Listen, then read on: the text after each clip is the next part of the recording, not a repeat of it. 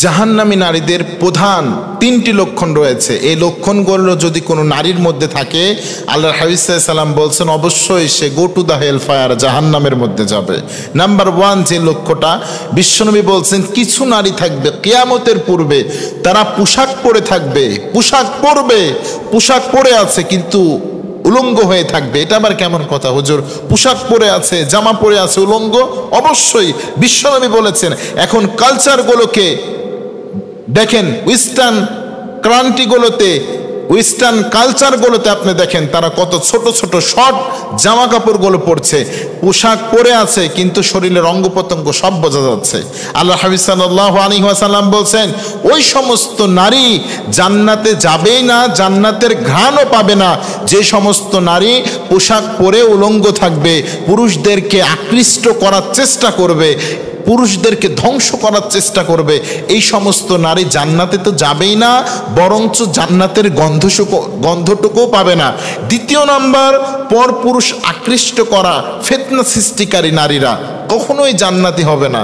কারণ পৃথিবীতে তাদের রূপ লাবণ্য দিয়ে মানুষদেরকে ধ্বংস করার জন্য নারীরাই যথেষ্ট। আল্লাহর হাবিব সাল্লাল্লাহু আলাইহি ওয়াসাল্লাম বলছেন আমি পৃথিবীতে নারীর থেকে পুরুষের জন্য বড় ফিতনা কিছু রেখে যায় নাই। কারণ বড় বড় রাজা বাদশারা শুধু ধ্বংস হয়েছে নারীর ফিতনায়। প্রিয় ভাইয়েরা আমার, নারীর ফিতনায় যে ব্যক্তি পড়েছে তার জীবন ক্যারিয়ার সব ধ্বংস হয়ে গিয়েছে। আজ পর্যন্ত কত ভালো ভালো শিক্ষার্থীকে দেখেছি আমি, কত ভালো ভালো স্টুডেন্টকে দেখেছি আমি, নারীর পিছনে পড়ার পর তার ক্যারিয়ার ধ্বংস হয়েছে, পিতামাতাকে ধ্বংস করে ফেলেছে, জীবনকে ধ্বংস করে ফেলেছে, কবর পর্যন্ত নিজের জীবনকে যে পৌঁছে দিয়েছে। এজন্য নারীর ফিতনা এত ভয়ঙ্কর, নারীর ফিতনা এত মারাত্মক। বিশ্বনবী বলছেন এই ফিতনা থেকে যদি তুমি না বাঁচতে পারো কিয়ামত পর্যন্ত তোমাকে ভোগান্তির মধ্যে থাকতে হবে। প্রিয় ভাইয়েরা আমার, নারীর ফিতনা কেমন ফিতনা? 1 মিনিট দেখুন, একজন নারী রাস্তা দিয়ে হেঁটে যাচ্ছে, আপনি শুধু তার দিকে একটু তাকিয়েছেন, শয়তান এবার এসে কুবন্তনা দেওয়া শুরু করলে, দেখছিস সে কত সুন্দর, কত সুদর্শন, আরেকবার তাকা না। কিন্তু হযরত আলী রাদিয়াল্লাহু তাআলা আনহু বলছেন যদি কোনো নারীর ফিতনায় কোনো যুবক একবার তাকায়, তার ঈমান ধরে রাখা তার জন্য কষ্টদায়ক হয়ে যায়। এই জন্য বিশ্বনবী বলছেন যে তোমরা যদি একবার নজর পড়ে যায় কোনো নারীর দিকে, তোমরা অবশ্যই তাদের থেকে নজরটাকে নিম্নগামী করে রাখো, তাহলে আল্লাহ তাআলা তোমাদেরকে মাফ করে দিবেন। বিশ্বনবী বলছেন কুল্লিল মুমিনিনা ইয়াগুদ্দু মিন আবসারিহিম। আল্লাহ রাসূল সাল্লাল্লাহু আলাইহি ওয়াসাল্লাম বলছেন ও মুমিন পুরুষরা তোমাদের চোখগুলোকে নিচু করে রাখো, ও মুমিন নারীরা তোমাদের চোখগুলোকে নিচু করে রাখো। নারীরা সুন্দরভাবে হেঁটে যাবে, এটা নারীদের চরিত্র হওয়া দরকার। আল্লাহর হাবিব সাল্লাল্লাহু আলাইহি ওয়াসাল্লাম বলছেন জাহান্নামী নারীরা সবসময় পুরুষদেরকে আকৃষ্ট করার জন্য তারা বিভিন্ন ধরনের সাজুগুজু করবে।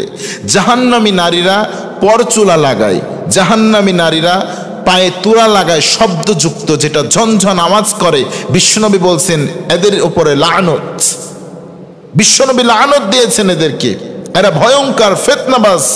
এই জন্য বিশ্বনবী যে কথাটা বলেছেন, নারীর পিছনে যদি কোনো যুবক পড়ে, এমনকি সাহাবীদের মধ্যেও নারীর জন্য হিজরত করেছে এমনও সাহাবী আছে নারীর জন্য। একটা বিষয় আছে পৃথিবীতে যা মানুষের বুদ্ধিমানের বুদ্ধিকে হরণ করে নিতে পারে। যেমন আপনাকে একটা উদাহরণ দিই, ট্রেনের মধ্যে আপনি উঠেছেন, আপনি বসে আছেন, পাশে একটা সিট আছে, আপনাকে একজন নারী এসে বলছেন আপনার বয়স এখন 30 পার হয়েছে, একজন মহিলা এসে বলছেন, স্কুলের ভার্সিটির একজন মেয়ে এসে বলছেন ভাইয়া একটু সরুন তো। আপনি চিন্তা করছেন যে আমার সামনে মাসে এক্সাম, আমি কেমন করে পড়াশোনা করব, কেমন করে সিলেবাসটাকে গোছাবো। যুবক আমার কথাটা একটু শোনো, আমি তোমার ভাই, তোমার ক্ষতির জন্য আসে নাই, ক্ষতির জন্য বলছে না, একটু শোনো। দেখো সে শুধু এসে বলেছে ভাইয়া একটু সরেন, একটু জায়গা দেন। সে বসে পড়েছে, নারীও বসেছে, সেও বসেছে, জায়গাও দিয়েছে। সে কল্পনা করতো বাসায় যে এটা পড়বো, এটা পড়বো, এটা পড়বো। সে বের হয়েছে, ঢাকা থেকে রাজশাহীতে আসবে, ঢাকা থেকে কোথায় আসবে? রাজশাহীতে আসবে। পুরা টেন। ওই যে একবার বলছে ভাই একটু সরণ তো, তাকে নিয়ে ভাবা শুরু হয়ে গিয়েছে। কারণ একজন নারী আর একজন পুরুষ যেখানে থাকবে, মাঝখানে আরেকজন থাকবে, তার নাম হলো ইবলিস, তার নাম হলো শয়তান। শয়তান তাকে কুমন্ত্রণা দেওয়া শুরু করবে, আরে একটু কথা বল, আরে একটু নাম্বার নে, আরে একটু কথা বল, আরে একটু নাম্বার নে। এই যে ফিতনা ফাসাদ শুরু হয়ে গেল। এই জন্য বিশ্বনবী বলছেন পুরুষের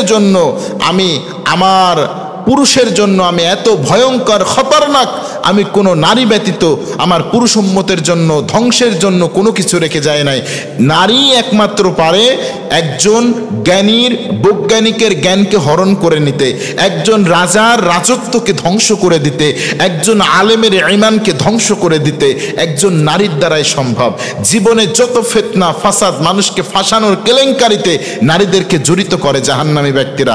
এরপরে তৃতীয় নাম্বার, স্বামীর অবাধ্যতা ও অকৃতজ্ঞশীল নারী। বিশ্বনবী বলছেন এরা জান্নাতে তো যাবেই না, জান্নাতের গন্ধও পাবে না। বিশ্বনবী বলছেন স্বামীকে কেমন করে মানা লাগবে?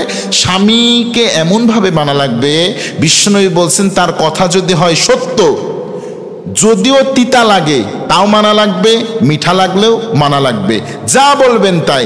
যদি স্বামী বলে মায়ের বাড়িতে যেতে পারবা না, আপনি যেতে পারবেন না। খালার বাড়িতে যেতে পারবা না, আপনি পারবেন না। নানির বাড়িতে যেতে পারবা না, আপনি পারবেন না। যদি এই স্বভাবের মানুষ হয়, এই স্বভাবের মানুষ যদি হয়, আল্লাহর হাবিব সাল্লাল্লাহু আলাইহি ওয়াসাল্লাম বলছেন এই ব্যক্তিগুলোকে বিশ্বনবী সুপারিশ করে তাদেরকে জান্নাতে প্রবেশ করাবে, জাহান্নামে প্রবেশ করাবেন।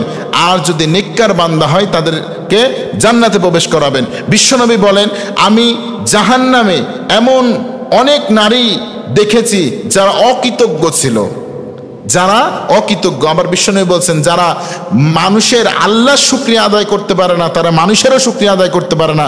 আর যারা মানুষের শুকরিয়া আদায় করতে পারে না, তারা আল্লাহরও পারে না। কারণ আল্লাহ তাআলা বলছেন লা ইন শাকারতুম লাযিদান্নাকুম ওয়া লা ইন কাফারতুম ইন্না আযাবি লাশাদীদ। যে ব্যক্তি আল্লাহ তাআলার শুকরিয়া আদায় করলো, আল্লাহ তাআলা নিয়ামত বৃদ্ধি করবেন এই জন্য। আর যে ব্যক্তি করলো না, তার আযাব বড় কঠিন, আল্লাহ তাআলা এটা হুঙ্কার দিচ্ছেন। এই জন্য আপনার হাজবেন্ড যদি আপনার জন্য সামান্যতম একটা গিফট নিয়ে আসে, একটি স্যান্ডেল হোক, একটি শাড়ি হোক, যদি নিয়ে আসেন, দাম খুব কম, অল্প দাম, আপনি ওটাকে শুকরিয়া স্বরূপ আলহামদুলিল্লাহ আল্লাহ তুমি অনেক দিয়েছো, এই শুকরিয়া স্বরূপ যদি আপনি গ্রহণ করে নিতে পারেন, বিশ্বনবী বলছেন এই নারীটাই হলো জান্নাতি নারী।